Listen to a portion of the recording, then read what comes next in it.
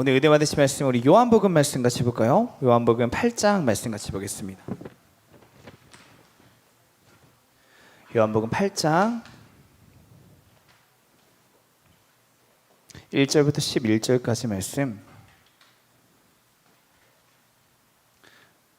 네, 한 절씩 우리 교독하면서 저부터 읽고 여러분들 읽고 이렇게 한 절씩 교독하면서 11절까지 함께 교독하겠습니다. 예수는 감람산으로 가시니라.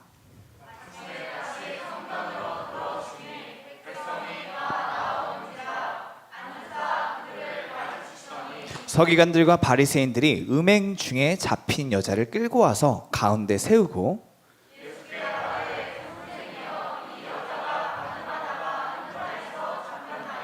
모세는 율법에 이러한 여자를 돌로 치라 명하였거니와 선생은 어떻게 말하겠나이까.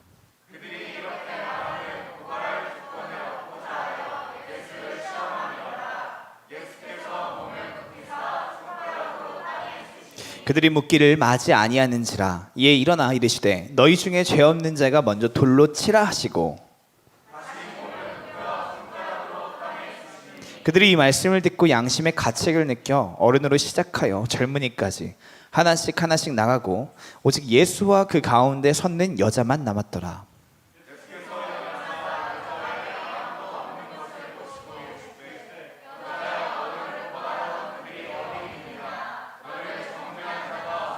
다 함께 대답하되 주여 없나이다. 예수께서 이르시되 나도 너를 정죄하지 아니하노니 가서 다시는 죄를 범하지 말라 하시니라. 아멘. 우리 이 말씀으로 오늘 정죄하고 계십니까? 라는 제목을 함께 은혜 나눴으면 좋겠습니다. 모든 사람한테는 그 이해 가능한 범주가 있습니다. 이해 가능한 범주. 그러니까 나랑 다른 사람을 내가 이해해 줄 수 있는 정도가 있다는 거예요. 그런데 그 정도가 어디까지냐면 내가 화가 안 나는 만큼이에요.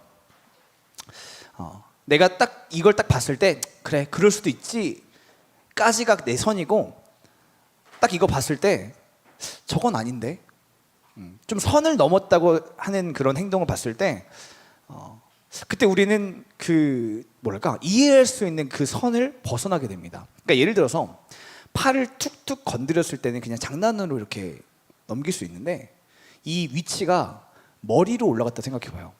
툭툭 친 거를 머리를 툭툭 쳤을 때는 어때요? 똑같은 툭툭 치는 행동인데 좀 선을 넘었다고 생각이 되지 않아요? 이런 거예요. 그러니까 내가 그러려니 웃으면서 넘어줄 만한 선들이 각자에게 다 있다라는 거예요. 선. 그래서 선이라는 건 이제 이 선을 다른 말로 하면은 적어도 이건 하면 안 되지. 적어도 이건 이렇게 해야 되지. 적어도 자식이 부모를 때리면 안 되지. 이런 거 있잖아요. 적어도 저한테는 뭐가 있냐면은 적어도 시간 약속을 했으면은 그 약속에 대해서 뭔가 갑자기 파토가 날 일이 생기거나 갑자기 안 됐을 때 미리 연락을 해주는 게 저에게 있어서는 적어도라는 선이에요. 그게 안 되면은 전 좀 화가 나요. 화가 나서 이거를 참고 싶지가 않아질 때가 있습니다. 그러니까 저에게는 이 적어도라는 선이 시간에 대한 어떤 부분. 근데 각자 다 다를 거예요. 이 적어도의 선이 뭐 바쁘면 연락 못 할 수도 있지 라고 생각하는 사람도 있고 어떤 사람도 다른 부분이 이 적어도라는 선에 걸릴 수 있다는 거예요. 그런데 이 적어도라는 게 기준이 참 묘한 게 뭐냐면 이 적어도 이거 해야지라는 걸 잘 지켰다고 해서 우리가 칭찬을 받지는 않습니다. 잘 지켰다고 이거 왜냐면 이거 당연히 지켜야 되는 거기 때문에 잘 지켰다고 해서 칭찬을 받지는 않는데 근데 지키지 못했을 때에는 굉장히 갈등이 심화되기 시작합니다. 이 적어도라는 기준을 잘 지켜내지 못하면요 밉기 시작해요. 그 사람이 어떻게 저럴 수 있지? 어떻게 사람이 그래? 이거는 정말 못 넘기겠다. 아무리 관계가 좋은 사람도 이 최소한의 선이라는 걸 딱 넘겼을 때 내가 저 사람에게 너무 쉽게 다가갔나? 라는 생각이 들 때가 있다는 거예요. 어떤 기준을 우리가 지키지 않았을 때? 이 적어도라는 선을 지키지 않았을 때 우리가 이런 정죄하는 마음이 든다는 것입니다. 근데 이게 다른 사람한테만 적어도가 아니라 나한테도 해당이 돼요. 이 기준이 다른 사람을 정죄할 때만 쓰는 기준이 아니라 나를 정죄할 때도 쓴다는 거예요. 나를 볼 때도 내가 생각하는 사람으로서 지켜야 할 최소한의 도리가 있는데 내가 그걸 지키지 못했어. 내가 그 행동을 해내지 못했어. 그러면은 나라고 해도, 내가 실수했다고 해도 내가 나를 용서를 못하는 거예요. 뭐예요? 이 적어도라, 나에게 있는 이 적어도라는 법은 그 누구에게도 절대 용서되지 않는 법이에요. 저 사람에게도 용서가 안 되지만 나에게도 용서가 안 돼요. 심지어 어디까지 가냐면 하나님한테도 용서가 안 돼요. 하나님 분명 여기 이렇게 말씀하셨잖아요. 어떻게 나한테 이럴 수 있으세요? 이해 가세요? 하나님이 우리 주인 되시고 우리의 왕 되신다라고 이야기하지만 내가 가지고 있는 이 적어도라는 법을 지키지 않으셨다면, 내가 봤을 때 이건 아닌 것 같다는 생각이 들면은 그 대상이 다른 사람이 아니라 나일지라도, 또 설령 하나님이실지라도 우리가 뭐 하게 된다고요? 정죄하게 된다는 거예요. 정죄. 용서하고 싶지 않고 이 사람을 비난하고 싶고 판단하고 싶다라는 것입니다. 오늘 본문에 등장한 여인도요, 이게 굉장히 당시 분위기에 그냥 넘어가기 힘든 상황이었습니다. 왜냐면은 오늘 본문 4절 5절 한번 볼까요? 4절 5절 예수께 말하되 읽어볼게요. 시작.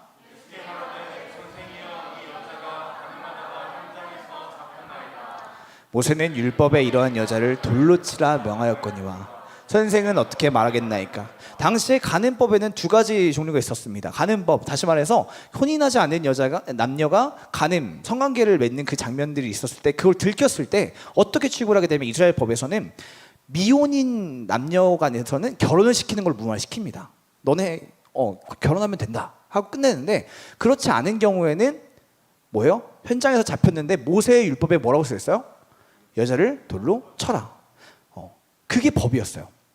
근데 지금 여자에게는 간음하다가 어디서 잡혔대요? 현장에서 잡혔대요. 그 현장에서 잡혔기 때문에 어떻게 피할 수도 없고 거짓말할 수도 없고 도망갈 수도 없는 상황이었다는 거예요. 완벽하게 걸려들었고, 거기에 대해서 이 법까지 정확하게 명시가 돼 있는 거고, 그리고 이 법들을 이 이스라엘 백성들이 모두가 지키고 있었다라는 거예요. 이 상황에서 예수님께 이 여인을 데리고 왔는데, 사실은 이 여인을 데려온 목적이 있습니다. 이 당시에는 지금 이스라엘이지만은 이스라엘 다스리고 있는 나라 이름이 뭐였냐면 로마였어요. 어디라고요? 로마가 다스렸어요. 로마에서는 자기가 이제 모든 나라의 그 최종 결정권을 갖고 있는데, 그럼에도 불구하고 이제 이 자기 식민지들에게 자유권을 허용해 줬어요. 너네 하고 싶은 대로 해라. 그런데 이것만큼은 우리에게 허락을 받아야 되는 게 있는데, 그게 뭐였냐면 사형 집행권이에요. 뭐라고요?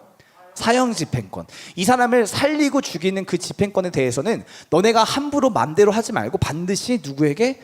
나에게, 로마 최종 총독부에게 허락을 받고 그 다음에 죽일 수 있는지 죽이면 안 되는지를 결정받을 수 있다. 이것만큼은 우리를 따라야 된다 라고 공식적으로 그게 집행되고 있는 중이었어요. 그래서 함부로 이 나라에서 어떤 일이 있든지 간에 누군가를 죽이고 사용하는 어떤 일들을 발생하게 되면 그 사람은 어떻게 돼요? 로마로 잡혀가는 거예요. 왜냐하면 누구의 말을 어겼기 때문에, 로마의 말을 어겼기 때문에. 그래서 이게 예수님을 함정에 빠뜨린 거였다는 거예요. 왜냐하면 이스라엘의 법은 뭐예요? 간음한 여인을 보거든 어떻게 하는 거예요? 돌로 쳐서 죽이는 게 법이었어요. 자, 예수님은 누구예요? 근데 지금 뭐라고 말씀하세요? 나는 하나님의 아들이라고 말씀하는 중이세요. 그러면 하나님의 율법을 지켜야 돼, 안 지켜야 돼요? 지키셔야 돼요. 자, 그러면 하나님의 율법대로 이 여인을 돌로 쳐서 죽여라 라고 말씀하시는 순간 예수님은 어떻게 돼요? 로마에게 끌려가요. 왜? 로마에서는 이 지역 가운데 함부로 사형 집행권을 허가해 주지 않았고, 우리에게 물어보지 않고 너가 대체 무엇이간데 이런 것들을 결정할 수 있느냐, 잡아갈 수 있는 소지가 발생한단 말이에요. 그래서 6절 말씀 보면 이렇게 봐요. 그들이 시작.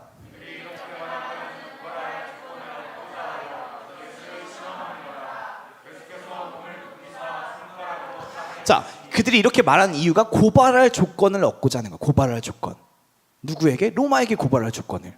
자, 반대로 예수님이 이 로마의 눈치를 보고 아니면 다른 이유로 이 여인을 돌로 쳐서는 안 된다라고 하는 순간 누구의 율법을 어기게 되는 거예요? 모세의 율법, 하나님의 말씀을 어기게 되는 거예요. 그러면은 하나님의 아들을 선택할 것인지, 하나님의 율법을 지킬 것인지, 아니면 로마법을 따를 것인지 양자택일해라. 근데 둘 중에 하나밖에 선택할 수 없기 때문에 넌 뭘 선택해도 지금 걸릴 수밖에 없는 상황인 거예요. 자, 그래서 이거는 예수님을 완전히 지금 넘기기 일보 직전의 상황이었어요. 여기서 어떤 돌로 쳐야 된다, 치지 말아야 된다, 어떤 대답을 하든 간에 로마에 잡혀가든 아니면 유대 가운데 이렇게 비난을 당하든 어디를 가든 함정이었단 말이에요. 자, 이 가운데 예수님은 뭐라고 말씀하셨습니까? 7절 볼게요. 그들이 시작.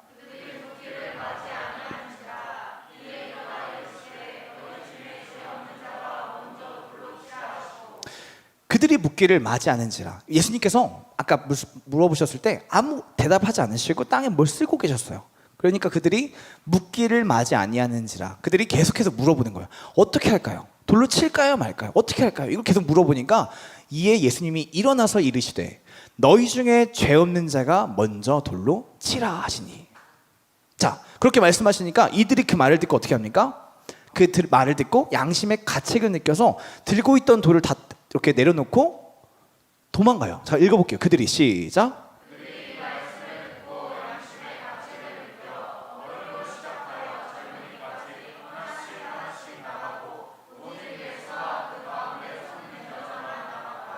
아멘. 너희 중에 죄 없는 자가 돌로 쳐라 라는 말을 듣고 이들이 양심의 가책을 느껴 어른으로 시작하여 젊은이까지 하나씩 나가고 딱 둘만 남았는데 그게 누구예요? 오직 예수와 그 가운데 있는 여자만 남았더라. 그리고 예수님이 그 혼자 이렇게 홀로 남겨져 있는 그 여인에게 이렇게 말씀하십니다. 읽어볼게요. 대답하되 시작.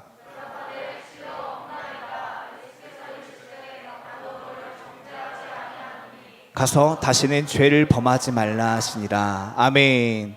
나도 너를 정죄하지 아니하노니 가서 다시는 죄를 범하지 말라. 너를 정죄하는 그 사람들 다 어디 갔느냐? 없습니다. 아무도 없습니다. 나도 너를 정죄하지 아니하겠다. 그러니까 다시는 죄를 범하지 말라. 다시는 죄를 범하지 말라.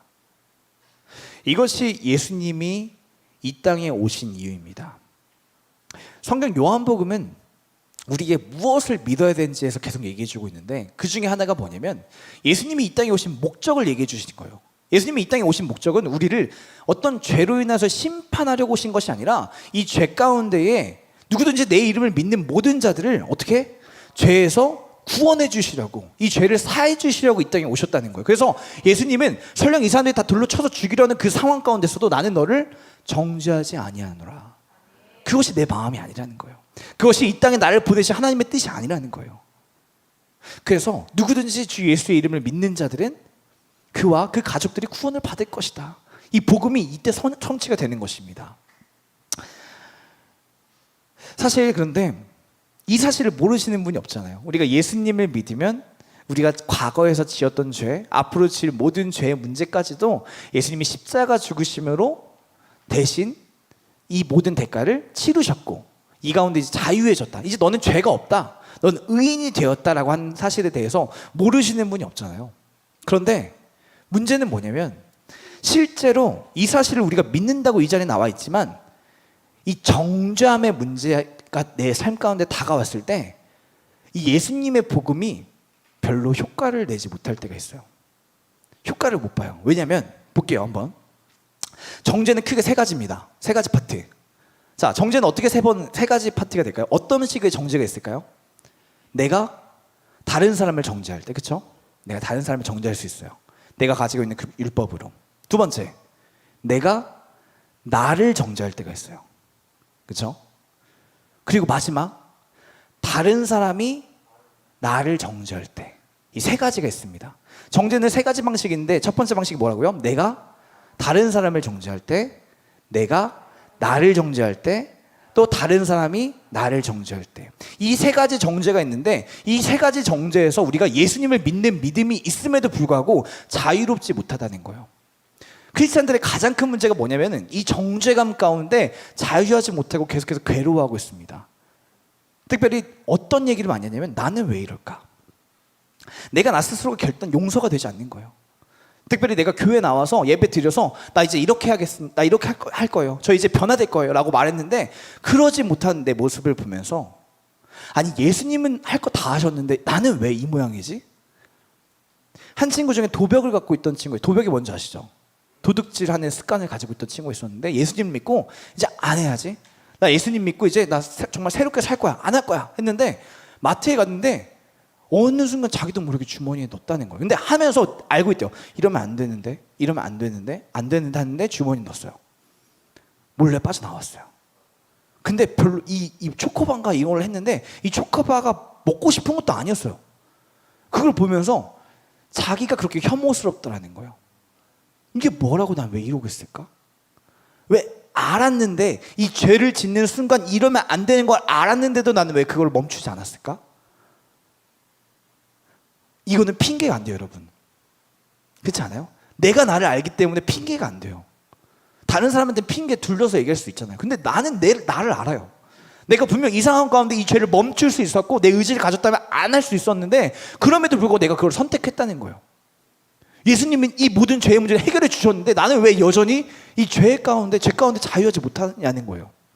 여전히 나는 왜 죄를 짓고 있냐는 거예요. 여러분 신앙생활하면서 이런 문제에 대해서 고민해 보지 않으십니까?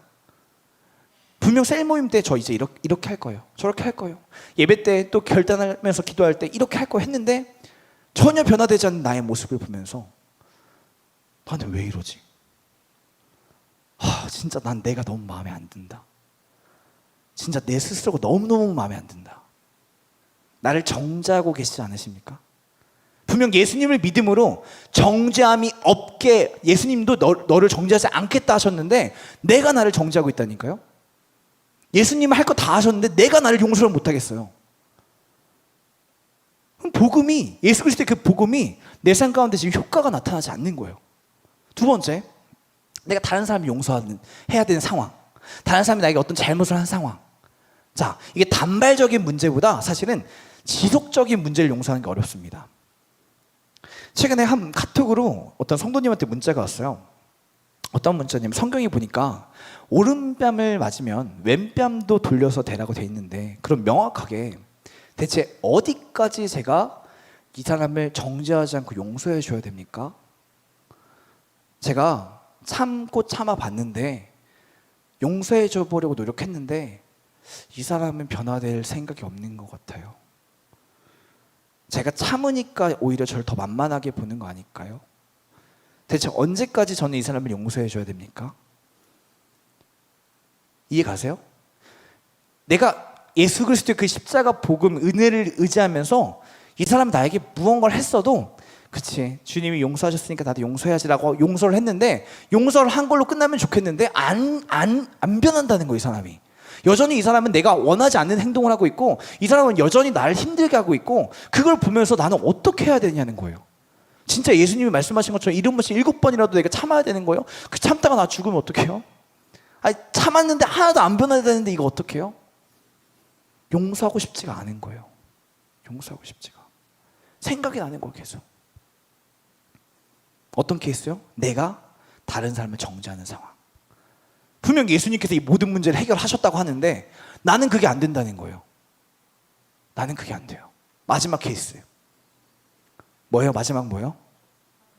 다른 사람이 나를 세빈아 다른 사람이 누구를? 나를 정죄하는 상황. 자, 그 상황 가운데 혹시 다른 사람한테 미움 받아본 적 있으세요? 다른 사람이 나를 손가락질 해본 경험이 있으세요? 오해일 수도 있고 진짜 나의 어떤 잘못을 이 사람이 발견해서 정죄할 수도 있는데 그 사람이 내가 사과를 했어도 용서를 안 해줘요. 그러면은 나는 어디까지 이 사람에게 사과를 해야 될까요? 용서받아 보지 못한 경험 있으신가요? 내가 아무리 용서를 구하고 노력해도 이 사람은 나를 용서해 주지 않는, 여전히 날 미워하고 정죄하는 그 상황. 이때는 하나님께 기도할 때 어떤 마음이 드냐면 맞아요. 예수님은 이 문제를 용서해 주셨다고 해도 저 사람은 저를 용서해 주지 않아요. 그럼 저 어떻게 해야 될까요? 예수님은 이 문제, 이 정죄함의 모든 문제를 다 해결하셨다고 하는데 여전히 계속되고 있어요. 어떻게 해야 될까요, 주님? 어떻게 해야 될까요? 사실 저는 이게 제일 어려운 것 같아요.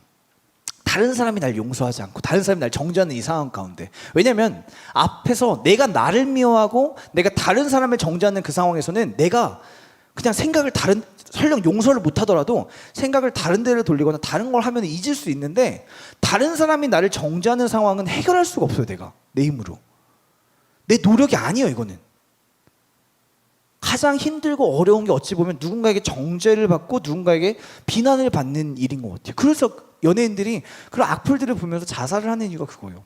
내 노력으로 안 되니까, 노력해도 이것들이 없어지지 않으니까, 사라지지 않으니까. 노력해서 해결되면 얼마나 좋겠어요. 근데 안 된다니까요. 그럼 이 세 가지 정죄함의 문제가 여전히 있다는 거예요. 우리에겐 내가 날 용서하지 못하고, 내가 다른 사람을 용서하지 못하고, 다른 사람이 날 용서하지 못하는 이 정죄함의 문제가 예수 그리스도의 그 십자가 보혈을 믿고 살아가는 우리의 삶 가운데 여전히 이 정죄의 문제가 남아있다는 거예요. 여러분들 이 세 가지 중에 어떤 정죄를 요즘 경험하고 계십니까? 아무것도 없으면 너무 좋죠. 그런데 내가 나를 정죄하고 계십니까? 내가 다른 사람을 정죄 비난하고 계십니까? 아니면 다른 사람이 나를 지금 정죄하고 계십니까? 이 세 가지 상황, 분명 예수님은 나는 너를 정죄하지 않는다 라고 하셨는데, 이것이 예수님 우리를 구원하신 목적인데 여전히 우리 삶 가운데 있는 이 문제, 이 정죄함의 문제. 이번에 에베네셀 수련회 때 무엇이든 물어보세요 그거를 했어요. 그래서 질문을 받았는데 그 통계를 내보니까 어떤 질문이 제일 많았냐면 죄에 대한 문제가 많았어요. 죄, 반 이상이. 이거 죄예요? 저거 죄예요? 저거 죄예요? 저거 죄예요? 노래방 가는 거 죄예요? 볼링장 하는 거 죄예요? 볼링장, 이거 좀 웃겼어요. 볼링장 하는 거 죄예요? 이거 누가 썼는지. 볼링장 죄예요? 어쨌든 이런 죄에 대한 고민이 정말 많더라고요. 뭐냐면 정죄함의 증상이 있는 거예요. 나에게 정죄함의 공격이 있다는 거예요. 내가 나를 정죄하거나 내가 다른 사람을 정죄하거나 다른 사람이 나를 정죄하는 그 경험이 나를 힘들게 하고 있기 때문에 예수님을 믿음에도 불구하고 이 정죄함의 문제가 해결되지 않기 때문에 물어보는 거예요. 이거 죄예요? 저거 죄예요? 저거 죄예요? 이걸 물어본다는 거예요. 아까 전에 그 카톡 보내신 분도 이거예요. 마지막에 어떤 말을 첨부했냐면, 제가 이 사람을 정말 용서할 수 없는데 기도하는 거 열심히 하고 있으니까 기도하는 거 말고 현실적으로 제가 뭘 해야 되는지 알려주세요. 이 말이 무슨 뜻인지 이해 가세요? 하나님 말씀 듣고 기도하는 이야기 말고 그거 지금 열심히 하고 있는데 해결 안 되니까 그거 말고 진짜 현실적으로 이 문제를 제가 어떻게 해결하면 좋을까요? 그 현실적인 대안을 굉장히 강조해서 물어보시더라고요. 뭐예요? 예수님 믿어도 분명 예수님은 이 정죄함의 문제를 해결하신다고 하셨는데, 수연아 해결하신다 하셨는데 해결이 안 되니까 이거 말고 다른 방법 알려달라는 거예요. 현실적으로. 어떤 게 현실적일까요, 여러분?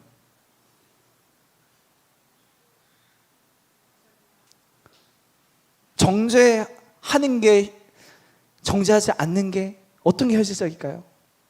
5절 말씀이 그래서 이거예요. 5절 말씀 안 나오네요.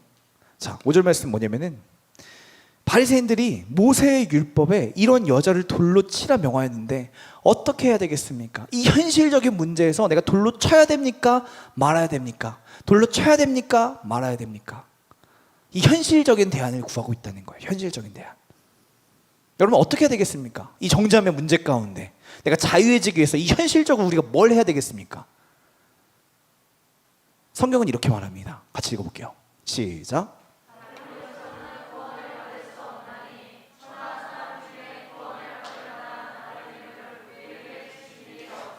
다른 이로선 구원을 받을 수 없나니.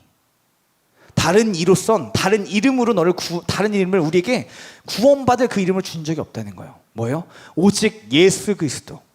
당신의 그 정죄함의 모든 문제 가운데 유일한 해결책은 길이요 진리요 생명 대신 예수 그리스도 한 분밖에 없다는 것입니다. 현실적인 대안이요? 현실적인 대안이 예수 그리스도인 거예요. 왜요? 근데 이렇게 얘기할 수 있죠. 아니 기도했다니까요. 아니, 예수님 말씀 믿고 제가 기도했는데 안 됐다니까. 다른 거 좀 알려달라니까요. 아니요. 저희가 믿는 믿음은요, 예수 그리스도 외에는 답이 없는 거예요. 다른 이름을 우리에게 주신 일이 없습니다. 다른 방법을 주신 일이 없습니다. 애초에 다른 방법을 주신 일이 없는데 우리가 계속 다른 거예요. 현실적인 거예요. 해결 안 된다니까. 기도해봤자, 말씀 들어봤자 해결 안 된다니까. 어떻게 해야 되는 거예요? 아니요. 우리에게 다른 이름을 주신 일이 없습니다. 오직 예수 그리스도. 그러면 왜 이런 일이 일어날까요? 내가 믿음으로 기도하지 못하는 거예요. 지금 믿음으로 기도하지 못할 때는 말씀은 우리 삶 가운데 이루어지지 않습니다. 아까 목사님 말씀하실 때 우리에겐 두 가지 생각이 있어요. 어떤 생각? 육의 생각과 영의 생각. 육의 생각은 뭐예요? 사망으로 이끌어요, 나를. 근데 영의 생각은 무엇입니까? 나에게 생명과 평안을 주는 생각입니다. 내가 육의 생각을 붙들고 계속 기도하면요, 육의 기도밖에 나오지 않아요. 혼의 기도밖에 나오지 않아요. 사람의 눈으로 볼 수밖에 없어요. 그래서 기도하면서 계속 머릿속에 복잡하게 돌아가는 거예요. 내가 기도하면서 예수님 도와주세요 하면서도 근데 얘가 지금 이렇게 했는데 내가 이렇게 해봤자 이게 효과가 뭐 달라지는 게 있을까? 계산적으로 계속 생각하면서 기도한다고 눈은 감는데 내 머리는 온갖 시뮬레이션이 막 돌아가는 거예요. 그러니까 기도하고 나서도 뭐예요? 해결이 안 되는 거예요. 이렇게 한다고 되는 거 맞아? 온갖 의심을 가지고 불신을 가지고 한숨만 푹푹 쉬다가 한숨만 푹푹 쉬다가 이 정죄함의 문제가 전혀 해결되지 않으니까 이거 효과 없는 것 같은데요. 다른 거 알려주세요. 그런데 여러분, 예수 그리스도만이 유일한 구원자 되십니다. 그것이 우리가 믿는 유일한 신앙입니다. 길이요 진리요 생명 되신 예수님을 내가 온전히 믿음으로 기도할 때에 절대 해결되지 않을 것 같은 그 관계의 문제가, 그 상황의 문제가, 혹은 정죄함의 상황이 여전히 있을지라도 내가 그 가운데 자유해지는 역사가 나타나요. 정말 그래요. 정말로. 이거는 어떻게 논리적으로 설명해 드릴 수가 없어요. 내가 예수 그리스도의 그 살아계신 하나님을 믿음으로, 그 예수의 이름을 믿고 나아갈 때, 믿음으로 나아갈 때에 이 모든 정죄함의 상황의 모든 것들이 내가 거기서 뭐예요? 영의 생각은 뭘 갖고 와요? 생명과 평안을 가져온대요. 내가 영의 생각, 주 예수 그리스도를 믿는 믿음으로 기도할 때에 내 마음에 어느 순간 생명과 평안이 깃들기 시작합니다. 더 이상 이 문제가 해결되지 않고 여전히 있을지라도 내가 그 가운데 생명과 평안을 누리는 귀한 아버지 그 역사가 나타난다는 것입니다. 혹여 여러분, 누군가를 정죄하고 미워하고 힘들어하고 계십니까? 아니면 누군가 날 정죄하고 계십니까? 그때도 답은 하나입니다. 예수 그리스도. 그래서 같이 읽어볼게요. 시작. 다시 한번 시작. 진리를 알지니 진리가 너희를 자유롭게 하리라. 할렐루야. 아멘. 예수님을 믿는 믿음만이 나의 모든 정죄함의 문제, 모든 사망 권세의 모든 문제 가운데 자유함을 주신다는 것입니다. 진리를 알지니 진리가 너희를 자유롭게 하리라. 이게 무슨 뜻이냐면요, 예수님 말고 다른 방법은 뭐예요? 어떤 거 해야 돼요? 이 방법 가운데 자유해 준다는 거예요. 아니 너 그거 고민할 필요 없다니까? 진리를 알았잖아. 예수님만이 너의 구원자 되시면 알았잖아. 그걸 믿으면 너가 자유로워져. 다른 거 뭐 해야지 이거 고민할 필요 없어. 예수 그리스도를 온전히 네가 믿음으로 기도할 때에 주님이 너의 삶을 인도하시고 주님이 너의 삶을 책임지셔. 이거예요. 진리를 알지니 진리가 너희를 유녀와 자유롭게 하리라. 믿음으로 여러분 선포하시고 믿음으로 나아가시면요, 절대 바뀌지 않을 것 같은 상황들이 바뀌기 시작합니다. 마음이 바뀌기 시작해요. 둘 중에 하나 바뀐다고 해서 기도하면 내 마음이 바뀌든지 날 둘러싸고 있는 상황이 바뀌든지 반드시 둘 중에 하나는 바뀝니다. 그래서 이제 짧게 우리 민수 간증 잠깐 들어보고 그다음에 기도하는 시간을 가질게요. 지금 제가 말했던 이 부분들을 삶으로 살아냈습니다. 지난번에 잠깐 제가 얘기해 줬던 거 이후에 또 어떤 일들이 있었는데 믿음으로 여호와 하나님을 바라볼 때에 절대 바뀌지 않을 것 같았던 것들이 예수 그리스도 안에서 자유함을 얻는 그런 경험들이 있음을 이 시간 잠깐 나누고 우리 함께 기도하는 시간을 좀 가질게요. 네.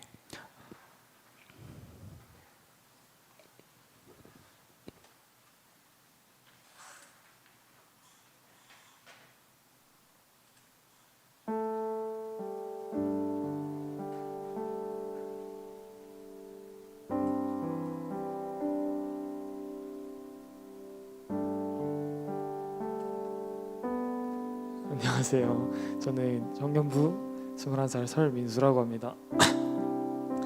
일단 잠시만. 제가 최근에 가장 힘들면서도 주님의 일하심을 가장 크게 느꼈던 일들이 있었습니다. 첫 번째는 저번 설교 때 전도사님께서 얘기하셨던 이야기이고, 두 번째 얘기가 이번 주 화요일 날 있었던 일입니다.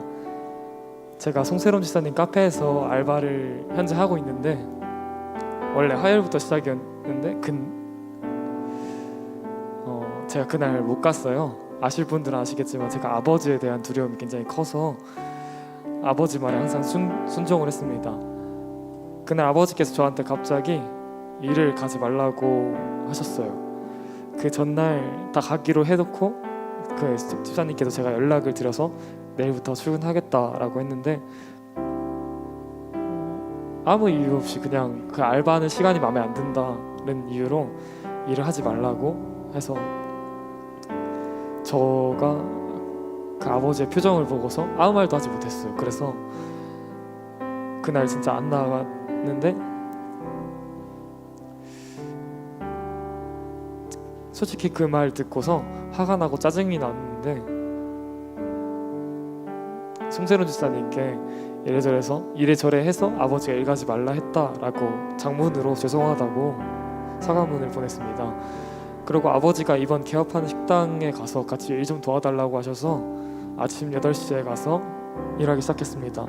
제가 그때 화가 진짜 많이 나고 집사님께 너무 죄송해서 아침부터 점심 좀 늦게까지 가족들 얼굴 보고 싶지 않아서 밥을 일부러 안 먹고 속 안 좋다는 핑계를 대고 그러고 있다가 아버지가 갑자기 얘기하자고 밖에 의자로 부르시길래 따라갔습니다. 그때 아버지가 저에게 하셨던 말씀이 알바랑 취업 관련 얘기였는데 알바로 할 거면 하지 말라고 하시면서 저는 이 일이 배우고 싶은데 그리고 카페는 파트타임 알바잖아요. 그 일반 식당과 그런 직장과 다르게 파트타임 알바인데 그 시간이 마음에 안 든다고 저에게 하지 말라고 하는 게 제가 하고 싶은 것들이 자꾸 못하게 하시니까 짜증이 났습니다.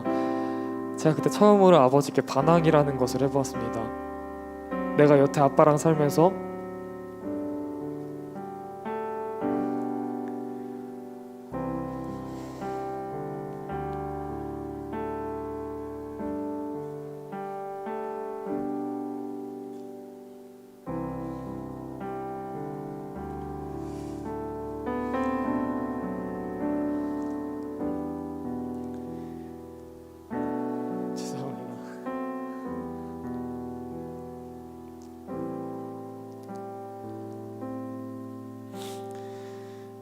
여태 아빠랑 살면서 아빠 말을 안 따른 적이 있냐고 처음엔 안 따라서도 결국 따르지 않았느냐 내가 이렇게까지 하는 건 내가 정말 원하는 건데 그걸 왜 못하게 하냐고 울면서 아빠한테 얘기를 했습니다.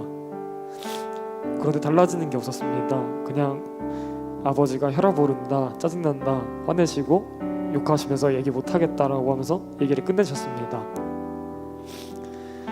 그래서 저는 그렇게 욕하시면서 교회가 문제지 한 번만 더 교회 관련돼서 일 생기면은 가만 안 둔다. 교회 가서 목사님이든 전도사님이든 다 엎어버린다라는 식으로 말씀하셨습니다. 저도 그 결과에 똑같았습니다. 또 아버지 말에 순종했고 그러다가 상준 전도사님이랑 전화를 했는데 그때 전도사님께서 좀 강하게 말씀하시기는 했지만 그 말에 제가 아버지랑 싸워서 집을 나가게 되더라도 이제 선택은 내가 하고 싶다. 내가 하고 싶은 일들을 내가 선택하면서 살고 싶다라는 생각으로 전화를 끊고 식당으로 갔습니다. 그런데 문이 잠겨 있고 전화해 보니까 밥을 드시러 가셨다고 하셔서 알겠다 드시고 오시라고 전 안 먹어도 된다고 그러다가 갑자기 그냥 생각 없이 그냥 걸어가다가 밖에 돌아다니고 있었는데 갑자기 기도가 너무 하고 싶은 거예요.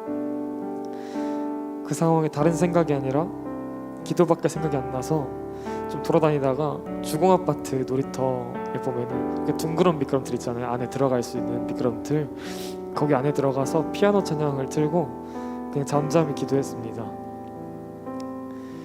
다른 거 구하지 않고 주님의 뜻 사랑만 구한 것 같아요.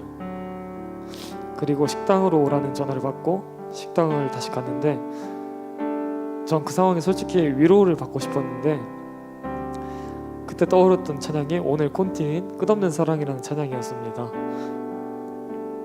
공감하시는 나 여러 위로 찬양이 떠오르는 게 아니라 그냥 주님의 사랑 찬양만 계속 생각나서 나는 위로받고 싶은데 왜 자꾸 이런 찬양만 주실까라는 생각이 들었지만 그 찬양 외에 다른 찬양들이 생각이 나지 않아서 그 찬양을 기도하면서 묵상하면서 속으로 불렀습니다. 그렇게 계속 기도하고 일하는데 하나님께서 제 감정을 바꿔 놓으셨는지 제가 아버지를 향한 분노가 사라지고 그냥 사랑으로 순종하고 있었습니다. 이전에 두려워서 순종했다면 이제는 가족에 대한 사랑으로써 순종하였습니다.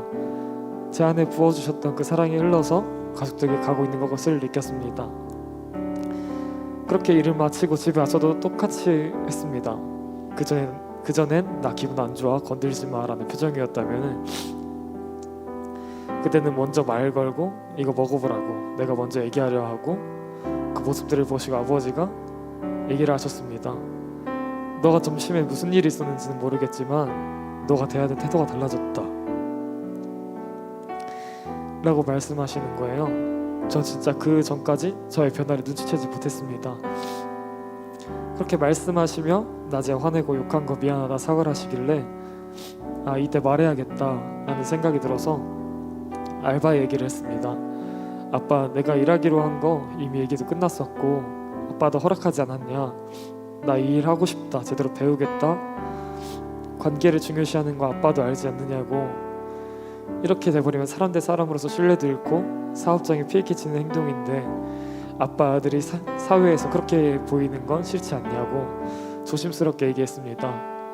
아버지도 그 얘기를 듣고 생각이 있으셨는지 그래 민수 너 말이 맞다, 그럼 내일부터 다시 출근해라라고 하셨습니다. 이때 아버지가 저랑 긴 얘기를 나누셨는데 좀 눈물을 흘리셨습니다. 저는 태어나서 아버지가 우신 거를 처음 봤고 그렇게까지 저를 사랑한다는 표현을 하는 걸 처음 느꼈습니다. 그만큼 저를 걱정하시고 사랑하신다는 것을 느낀 시간이었습니다. 그렇게 하나님께서 저의 감정과 가족들에 대한 생각을 바꾸시고 또한 거기서 저희 아버지의 감정과 생각을 완전히 바꾸셨습니다. 제가 한 건 없었고 주님께서 일하시는 대로 뜻하신 대로 전 행동을 했을 뿐인데 하나님께서 일하여 주셨습니다.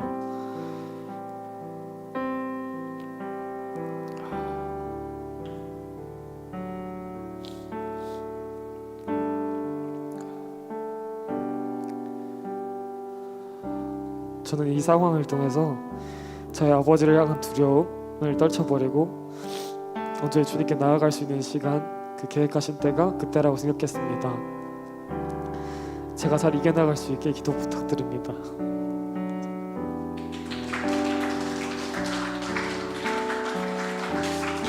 다시 한번 우리 하나님께 영광의 박수를 드립니다. 주님 감사합니다. 예수님을 믿는 믿음으로 해결되지 않을 것 같은 상황들이 우리 삶 가운데 굉장히 많습니다. 기도했음에도 불구하고 꼬여가는 관계가 있고 방금 얘기했던 그 정죄의 상황들이 계속해서 발생합니다. 근데 그 모든 상황 가운데 그 예외 상황이 발생할지라도 유일한 우리의 삶의 유일하신 답은 지금도 살아 역사하시는 예수 그리스도 한 분이십니다. 그 예수님 앞에 나아가는 선택을 여러분이 믿음으로 하실 때에 예수님께서 그 믿음으로 나아가는 그 자의 삶을 인도하기 시작하십니다. 아까 말씀드렸잖아요. 내 마음이 먼저 바뀌기 시작하고 또 날 둘러싸고 있는 상황들이 바뀌기 시작해요. 왜요? 누가 하시는 거예요 이걸? 나는 못해요. 지금도 살아 역사하시는 하나님께서 하시는 겁니다. 이 정죄함의 모든 문제, 내가 누군가를 미워하고 누군가가 나를 미워하는 이 모든 것 또한도 예수 그리스도로 온전히 부르짖으며 주님 앞에 온전히 맡겨드릴 때에 주님이 만져가기 시작하십니다. 주님이 이 사실을 믿으시며 기도하시면 되는 거예요. 이 시간 우리 함께 찬양하시고 함께 기도하는 시간 갖겠습니다. 우리 그 사랑 함께 찬양하실 때에 주님 이 모든 상황 가운데에 우리의 구원자 되시는 주님의 그 사랑을 내가 믿습니다. 주님 날 위해 죽으시고 날 위해 다시 사신 예수 그리스도, 그 예수 그리스도의 그 사랑을 그 은혜를 내가 믿음으로 나아가오니 주님 나의 모든 정죄함의 문제, 해결되지 않은 그 모든 상황 가운데 주님 두려워하지 않게 하시고 온전히 여호와 앞에 맡겨드릴 수 있게 해 주시옵소서.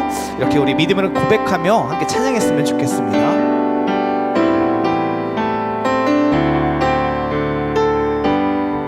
아버지 사랑, 아버지 사랑 내가 전해, 아버지 은혜 내가 노래, 사랑 변함없으신 거짓없으신 성실하신 그 사랑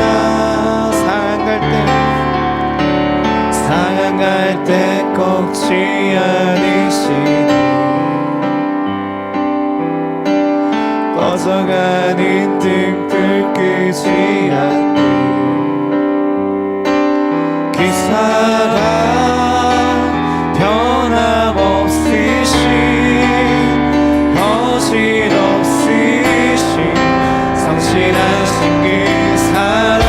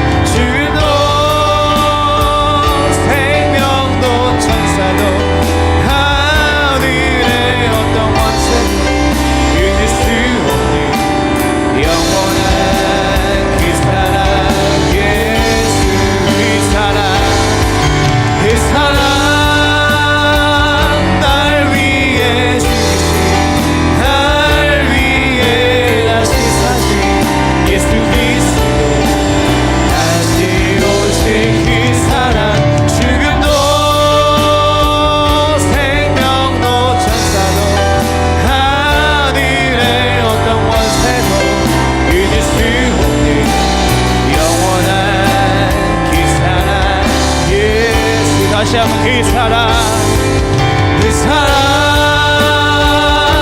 날 위해 죽으신 날 위해 다시 사신 예수 그리스도 다시 오실 그 사랑 누구도 생명도 천사도 하늘의 어떤 권세도 이길 수 없는 영원한 이렇게 기도하며 나아갑니다. 여러분 그 자리에 무릎 꿇으시고 주님 내 삶 가운데 해결되지 않는 그 모든 정죄함의 문제를 주님 이 시간 해결하여 주시옵소서. 내가 다른 것들을 아버지 의지하며 구하는 것이 아니라 오직 예수 그리스도 지금도 살아 역사하신 예수 그리스도 나의 구원자 되신 예수 그리스도 주님만 바라며 주님만 부르시며 나아가오니 주님 내 마음을 내 심령을 붙들어 주시옵소서. 우리 간절히 주여 외치며 우리 동성으로 기도하겠습니다. 주여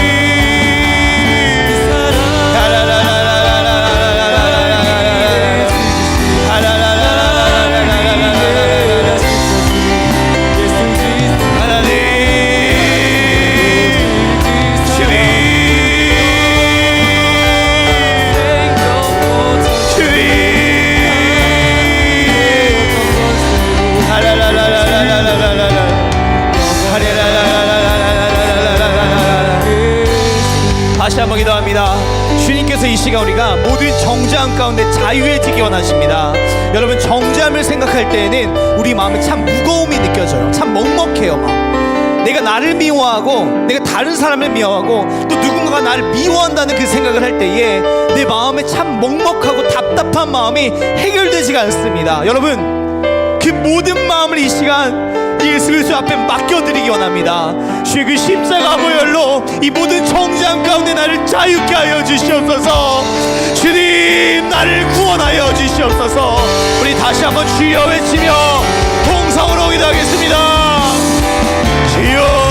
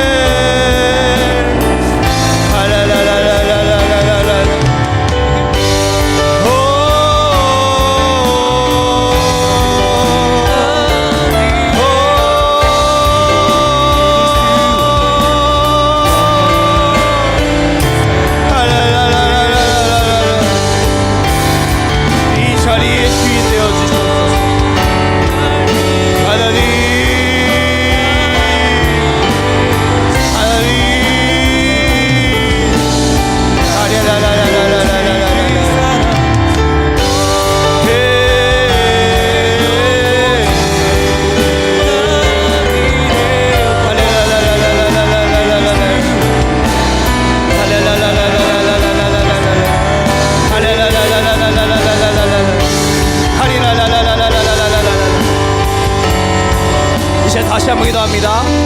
이 시간 기도할 때에는 내가 나를 정죄하는 문제에 대해서 같이 기도하기 원합니다. 주님, 내가 나를 사랑하지 못하고 있습니다. 내가 나의 모습과 능력과 상황과 성격과 모든 판단과 모든 과거의 잘못들과 앞으로 계획하지 못한 그 모든 것들을 붙들고 내가 나를 미워하고 있습니다. 주님, 내가 나를 정죄하고 내가 나를 판단하고 있습니다. 주님, 이런 나를 불쌍히 여겨주시옵소서.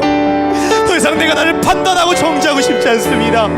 예수 그리스도의 그 사랑으로 나를 회복시켜 주셔서 주님, 주 예수 그리스도 앞에 내가 존귀한 자녀로, 주의 사랑하는 자녀로 아버지 내 삶을 회복시켜 주시옵소서. 우리 나를 정죄하는 그 문제에 대해서 이 시간 간절히 주여 외치며 통성으로 기도하겠습니다. 주여,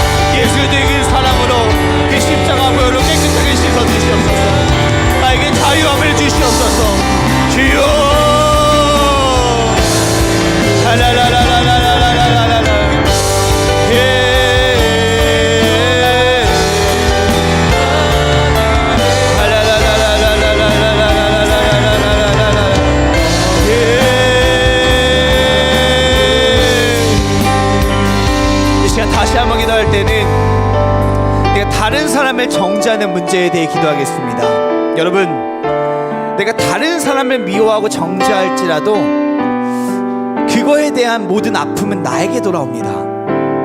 내가 누군가를 미워하고 있고 정죄하고 있으면요, 내 마음이 절대 기쁘지 않아요. 내 마음이 점점 썩어 들어갑니다. 내 영혼이 피폐해지기 시작해요. 여러분, 절대로 용서하지 못할 사람이 있으십니까? 절대로 그 정죄함 가운데 자유하지 못한 그 사람이, 내가 절대 용서하고 싶지 않은, 비난하고 싶은 그 사람이 있으십니까? 주님, 이 문제를 하나님께 맡겨드리기 원합니다. 주님, 나는 용서할 수 없습니다. 나는 그들을 품을 수 없습니다. 나에겐 그런 사랑이 없습니다. 주님, 이런 나를 불쌍히 여겨주시고 예수 그리스도의 그 십자가 보혈로 이 모든 정죄함 가운데 아버지 자유하게 하여 주시옵소서. 내가 그들을 더 이상 정죄하는 것이 아니라 그들을 위해 기도할 수 있는 그 사랑을 부어주시옵소서. 우리 다시 한번 주여 외치며 우리 통성으로 기도하겠습니다. 주여,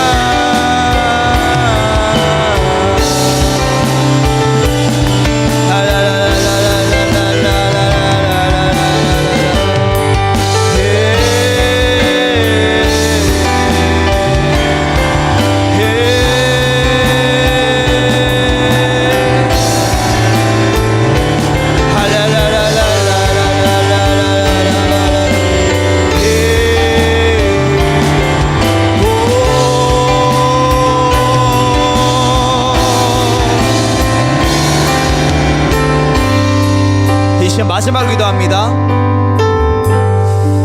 내가 누군가에게 비난당하고 있다면, 내가 누군가에게 미움받고 있다면, 내가 누군가에게 정죄함을 받고 있다면, 이 시간 그 문제 또한 예수의 그 십자가 보혈로 해결하셨음을 믿음으로 선포하시기 바랍니다.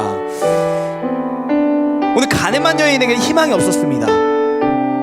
현장에서 잡혔고요, 그 여인을 비난하고 돌로 던지려고 하는 사람들이 무수히 많았습니다. 그러나 그 여인이 자유로운 것은 아니지만 예수 그리스도 앞에 나아갈 때에 예수님께서 정죄하는 모든 자들을 물리시기 시작하십니다. 그리고 나도 너를 정죄하지 않겠다 하십니다. 우리 가운데 그러한 역사가 나타날 것을 믿음으로 고백하시기 바랍니다. 주님, 내가 가늠한 여인과 같습니다. 내가 정죄함 받고 있습니다. 이 모든 정죄함 가운데 나를 아버지 자유케 하여 주시옵소서. 내가 내 힘으로 내 노력으로 아무것도 할 수 없사오니 주님, 나의 삶을 붙들어 주시옵소서. 우리 마지막으로 주여 외치며 통성으로 기도하겠습니다. 주여,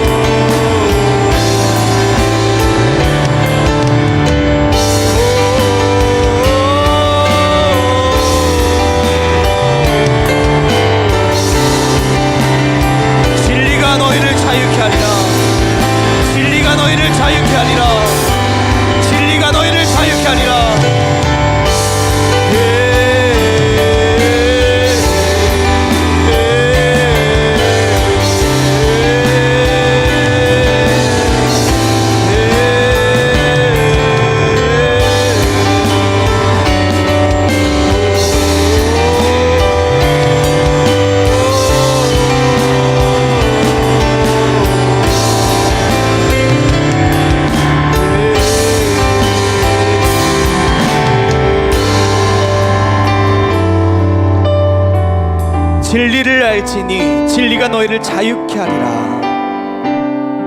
여러분, 믿음으로 고백하시기 바랍니다. 예수 그리스도만으로 되지 않는 것 같은 그 상황과 환경 가운데에서 예수 그리스도께서 이 모든 것들을 승리하셨습니다. 선포하시기 바랍니다. 절대 믿을 수 없어 보이는 그 상황 가운데 예수님이 이 모든 것들 가운데 이 죄와 사망 원세를 이기셨습니다. 그렇게 선포하시며 여러분, 자유함을 경험하시기 바랍니다. 특별히 내가 나를 정죄하고 내가 다른 사람을 정죄하고 또 누군가가 나를 정죄하는 이 상황 가운데 주님, 그러니까 예수 그리스도로 말미암아 자유함을 얻으시기 바랍니다. 이 시간 여러분, 믿음으로 나아가실 때에 정말로 자유함이 찾아옵니다. 그 평안과 자유가 우리에게 선물로 찾아오기 시작합니다. 이 시간 우리 함께 기도하며 나아갈 때 주님, 특별히 나를 정죄하는 가운데 자유하지 못한 영혼들이 있다면 이제는 예수 그리스도의 그 사랑으로 나를 더 이상 미워하는 것이 아니라 나를 사랑할 수 있는 마음을 부어주시옵소서. 절대 용서할 수 없을 것 같았던 끊임없이 정죄의 비난의 비판의 눈길로 바라보는 지체들이 있다면 그걸로 인해 내 영혼이 피폐해졌음을 고백하며 이제는 예수 그리스도의 그 사랑으로 그들을 위해 기도할 수 있는 그 넉넉한 마음을 부어주시옵소서.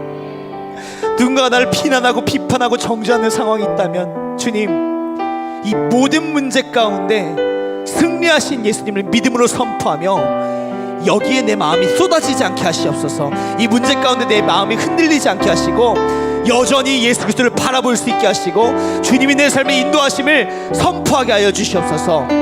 그때 주님이 반드시 승리하심을 우리 삶 가운데 나타내십니다. 믿음으로 고백하오니 각자의 삶에 있는 그 정잠의 문제 가운데 자유해지는 예수님이 하셨습니다. 고백해내는 그 간증의 역사가 아버지 나타나게 하여 주시옵소서. 감사합니다. 드려진 모든 기도 예수님의 이름으로 기도드립니다. 아멘. 할렐루야. 하나님께 감사의 영광의 박수 올려드립니다. 아멘. 아멘. 아멘.